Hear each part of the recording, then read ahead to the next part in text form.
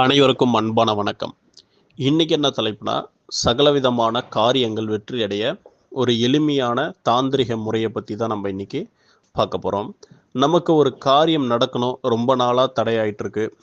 ஒரு வீடு வாங்குறதா இருக்கட்டும், இல்லை கையில் பணம் இருக்குது, எனக்கு சரியான ஒரு இடம் அமையல அப்படின்றதா இருக்கட்டும், எனக்கு மனசுக்கு பிடிச்ச மாதிரி அமையல அப்படின்னு நினைக்கிறதா இருக்கட்டும், இல்லை எனக்கு ஒரு விஷயம் எனக்கு சாதகமாகவே அமைய மாட்டேங்குது, தடங்களாகவே இருந்துகிட்ருக்கு, எனக்கு பலவிதமான குழப்பங்கள் இருக்குது, எனக்கு இப்படியா அப்படியான்னு தெரியாமல் ரெண்டு விதமான மனசு இருந்துக்கிட்டே இருக்குது, எனக்கு அதில் எது சரியான முறையில் முடிவு பண்ணணும்னு தெரியாமல் தடுமாறிட்டு இருக்கவங்களுக்கு இந்த முறை வந்து ரொம்பவும் பயனுள்ளதாக இருக்கும். சரியா? அமாவாசைக்கு இந்த பூஜை முறையை ஆரம்பிக்கணும். உங்கள் வீட்டு பக்கத்தில் ஏதாவது ஒரு விநாயகர் கோயில் இருக்கான்னு பார்த்துக்கோங்க. அப்படி இல்லை அப்படின்னா உங்கள் வீட்டிலே கூட ஒரு சின்னதாக விநாயகர், சில பேர் சின்னதாக வாசலில் விநாயகர் வச்சு கும்பிடுவாங்க இல்லையா, அந்த மாதிரி ஒரு விநாயகர்.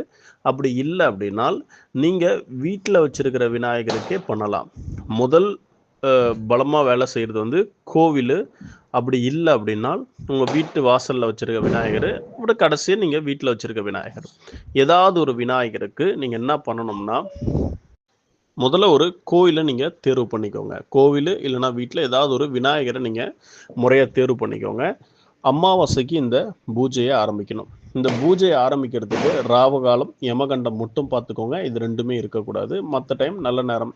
ஒரு வேளை இன்னைக்கு கௌரி நல்ல நேரம் பார்த்துங்க, கேலண்டர்லேயே இருக்கும். அப்படி இல்லைன்னா பொதுவாக ஒரு நல்ல நேரம் பார்த்து இதை நீங்கள் செய்யலாம்.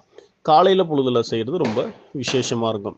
என்ன பண்ணணும்னா, பூநூல் வாங்கிக்கோங்க. பூநூல் வந்து நம்ம கழுத்தில் அணிவோம் பார்த்தீங்களா, அந்த பூநூல் வந்து 15 வாங்கிக்கோங்க. 15 பூநூல் வந்து வாங்கி வீட்டில் வச்சுக்கோங்க. நாள் ஒரு பூநூல் எடுக்கிறீங்க, அமாவாசைக்கு அதை ஆரம்பிக்கணும். நாள் ஒரு பூநூலை எடுத்து அதில் நல்லா மஞ்சள் தடவிட்டு நீங்கள் என்ன பண்ணணும் அப்படின்னா, வலது கை பக்கம் உங்களோட கையில் அந்த பூநூலை வச்சுக்கிட்டு நல்லா பிரார்த்தனை பண்ணிக்கணும். இப்போ ஒரு பூநூல் எடுத்துக்கிறீங்க, அதை மஞ்சள் நல்லா வச்சு நினச்சிக்கிட்டு அதில் நல்லா மனசார பிரார்த்தனை பண்ணிக்கணும். உங்களுக்கு எந்த காரியம் நடக்கணுமோ அந்த காரியத்தை நினச்சி விநாயகர்கிட்ட பிரார்த்தனை வைங்க.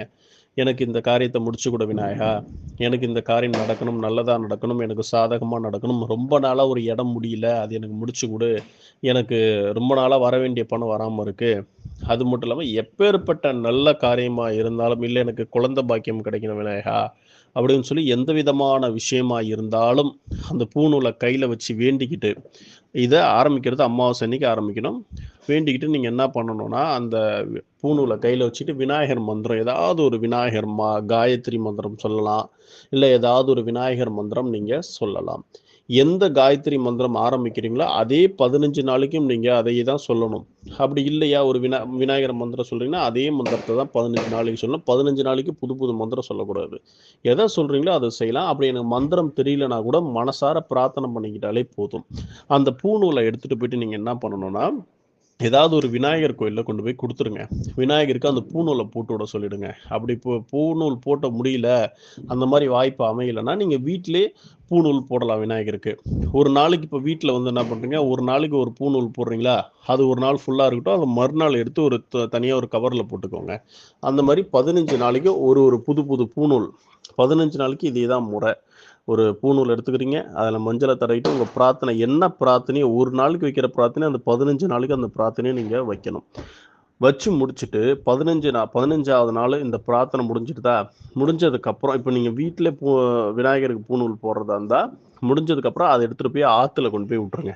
ஓடுற தண்ணியில் கால்படாத இடத்துல கொண்டு போய் விட்டுருங்க. இப்போ கோவிலில் கொடுக்குறீங்கன்னா எந்த விதமான பிரச்சனையுமே கிடையாது.